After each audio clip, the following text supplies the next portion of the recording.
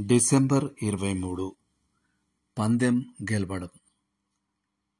ప్రక్కన పెట్టబడ్డవాడు అనే పదం గ్రీకు ఒలింపిక్ క్రీడలను ఎరిగిన వారికి సుపరిచితమైన ఓ సాంకేతిక పదం.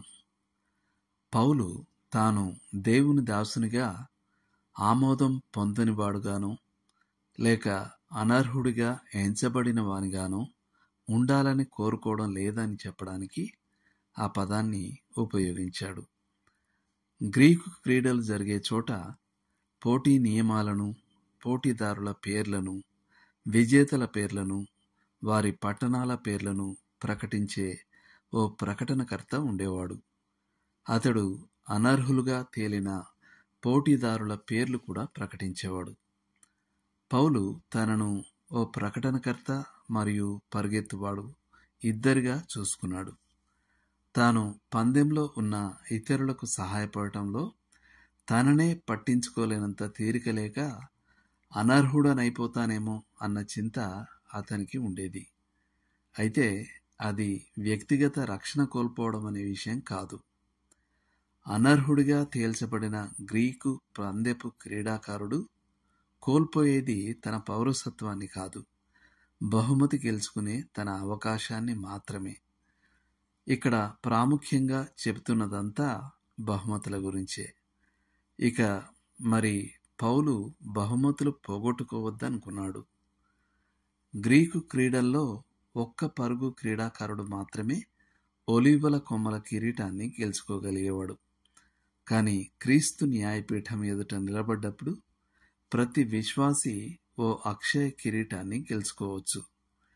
ఈ కిరీటం క్రీస్తును సేవించడం మరియు ఆత్మలను సంపాదించడం కోసం తమను క్రమశిక్షణలో పెట్టుకున్న వారికి ఇవ్వబడుతుంది. వారు తమ దేహాలను అదుపులో ఉంచుకుంటారు మరియు తమ కళ్ళను లక్ష్యంపై నిలుపుతారు. క్రమశిక్షణ కలిగి తినడం, వ్యాయామం చేయడం మరియు విశ్రాంతి తీసుకోవడం మరియు పరిశుద్ధాత్మ నిర్దేశిత సమతుల జీవితం గురించి చెప్పాల్సింది ఒకటుంది. మనం పొగ త్రాగనప్పుడు, మద్యం సేవించినప్పుడు తృప్తిగా మనల్ని మనం అభినందించుకుంటాం. కానీ మనం అతిగా తినడం, అతి బరువు సంగతేమిటి? మరి చాలామంది క్రైస్తవులు క్రమమైన దైవ ధ్యాన జీవితం కలుగుండే విధంగా వారి సమయం విషయంలో క్రమశిక్షణతో ఉండలేరు. పౌలుకు జీవితంలో ఒక గొప్ప లక్ష్యం ఉండేది. నశించు వారిని సంపాదించి ప్రభువును మహిమపరచడం మరియు పరిశుద్ధులను బలపరచడం. అతడు నిత్యత్వ బహుమతుల కొరకు తక్షణ లాభాలను, నిత్యత్వ ఆనందాలకై తక్షణ సంతోషాలను త్యాగం చేశాడు.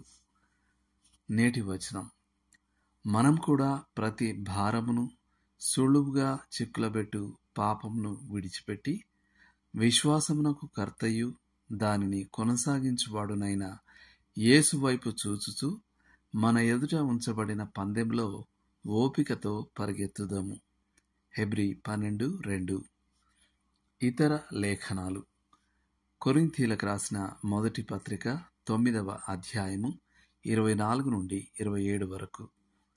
హెబ్రీలకు రాసిన పత్రిక 10వ అధ్యాయము 35-36 వచనాలు. చేయాల్సిన పని: మీ పందెం ఎలా సాగుతుందో యోచించండి. మీకు మరింత క్రమశిక్షణ అవసరమై ఉన్న విషయం ఏదైనా ఉందా? దాని గురించి ప్రార్థించండి. దేవుడు మిమ్మును దీవించునుగాక. ఆమేన్.